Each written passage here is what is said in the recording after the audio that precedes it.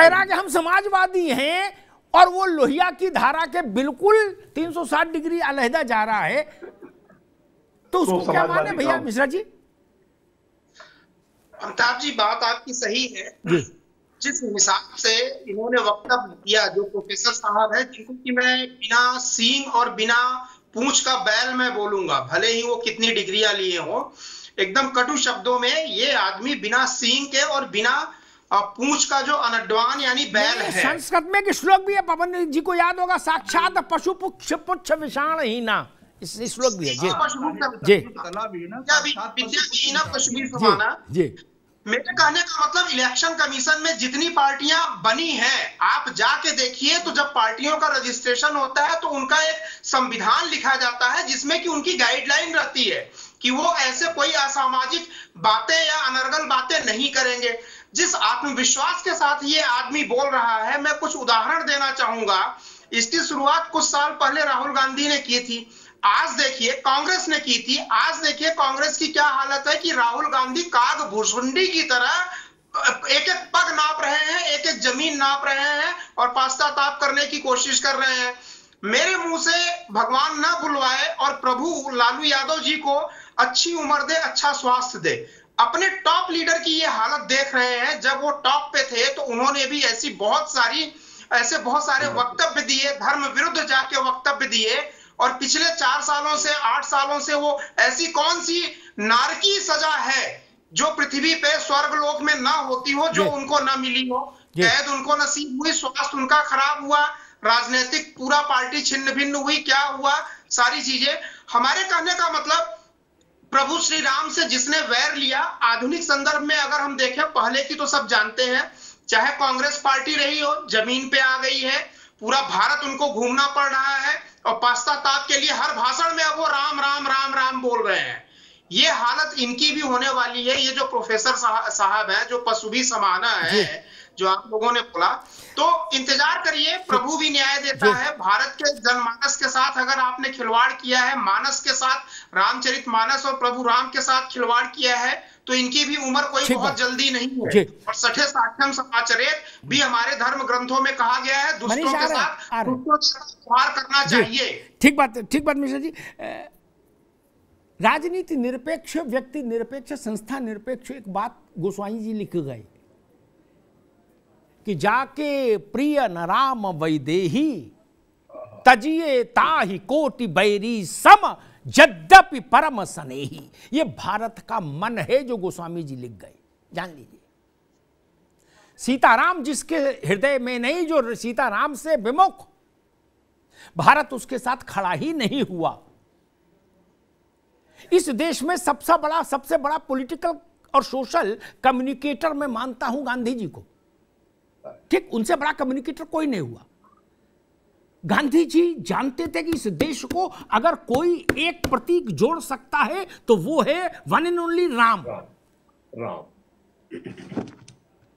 ये नासमझ लोग ये लालू यादव की पार्टी का नुकसान कर देंगे, तेजस्वी का भविष्य खराब कर देंगे।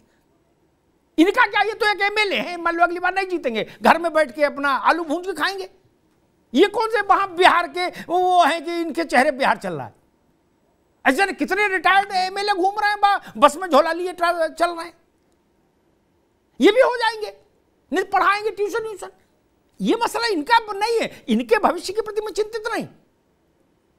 ये प्रवृत्ति खराब है। मनीष जी, अच्छा एक बात तो है गुरु कि आपकी पार्टी पर ऐसा है उसका भाग्य चक्र कि दूसरे लोग मिलते रहते हैं जो आपको वो एनर्जी ड्रिंक देते रहते हैं, इम्यूनिटी आपकी मजबूत करते रहते हैं। नहीं, देखिए ये बात हर 15-20 दिन में एक आदमी प्रकट होता है जो आपको बिल्कुल चकाचक कर देता, फिर से हृष्ट पुष्ट, कहीं कोई कमी आए भी अपनी गलती से पूरी ताकत दे देता। देखिए जी, ये आप अमिताभ जी धोनी वाली बात मत कहिए कि बेचारा धोनी जब रन बनाता था तो लोग कहते थे बड़ा लकी है, बड़ा लकी है। मुझे याद आता है जब बेचारा मेहनत करता था तो लोग कहते थे लकी है।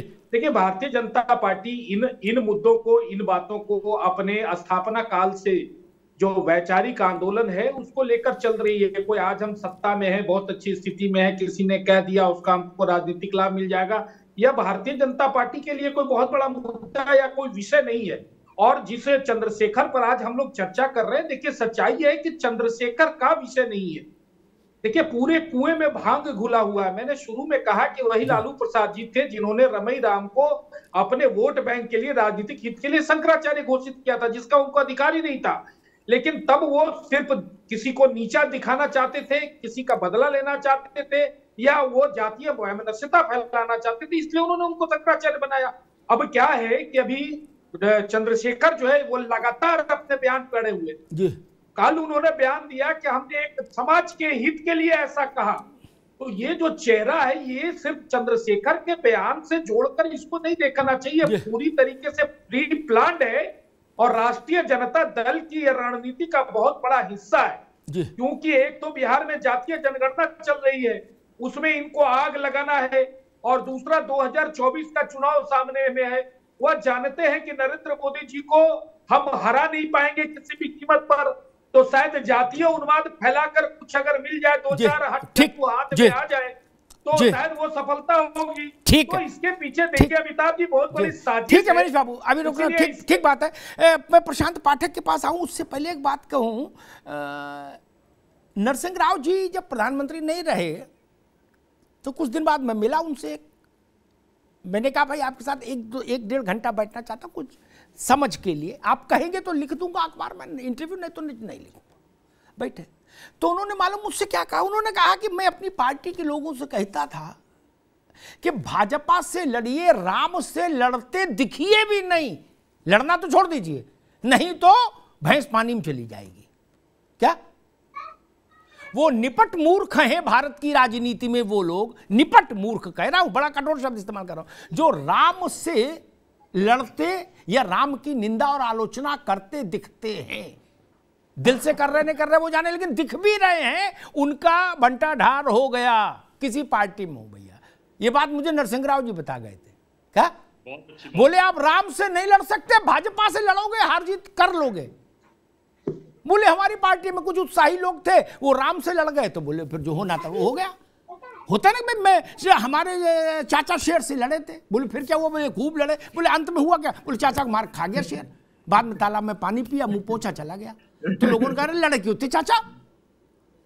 ये भारत है। मैं वही प्रश्न मैं कहता हूं कि ऐसा दुस्साहस या ऐसा दुर्दमनीय प्रयोग भारत में, हिंदू धर्म तो दुनिया भर में तो है नहीं, ठीक, छोटा सा है भारत में, ठीक, बाकी मजहब बहुत बड़े हैं, ठीक, उन पर कभी कोई ऐसे ज्ञान किसी को एकदम नहीं होता कि कुछ चर्चा पर चर्चा अचानक से माइक देख के कर दे किसी सेमिनार में, नहीं।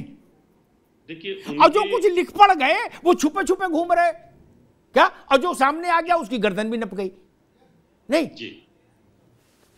बिल्कुल ठीक था कि जो देखिए पहले जमाने के अंदर क्या था कि पहले पूरा हिंदू धर्म ही था, सनातन धर्म ही था, और सनातन धर्म से निकली हुई ब्रांचेज हैं सारी की सारी, इसमें कोई डाउट नहीं है। उनको इस बात को पता था, मोहम्मद पैगंबर को इस बात का पता था कि हिंदू धर्म का जो विघटन हो रहा है उसके पीछे उनकी उदारवादिता है।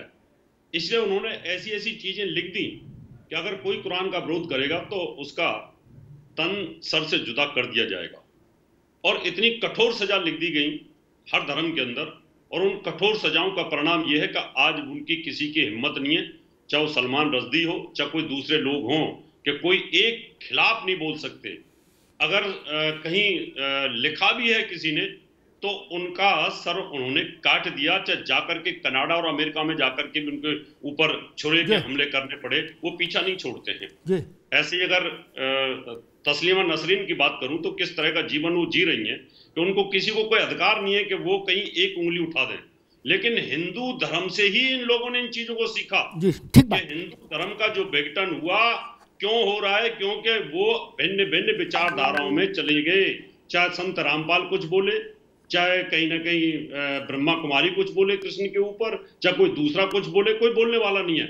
अगर उसी समय पर हमारे अखाड़ों ने ये डिसीजन लिए होते कि कोई भी किसी प्रकार का, जैसे आज अब मुक्तेश्वरानंद जी शंकराचार्य महाराज ने ये कहा है कि एक धार्मिक बोर्ड बनना चाहिए, अगर ये पहले ही सब चीजें तय हो गई होती तो आज ये स्थिति ना होती, किसी आदमी की मजाल नहीं होती कि उस तरह के स्टेटमेंट दे जाए, कहीं ना कहीं कमी रही है।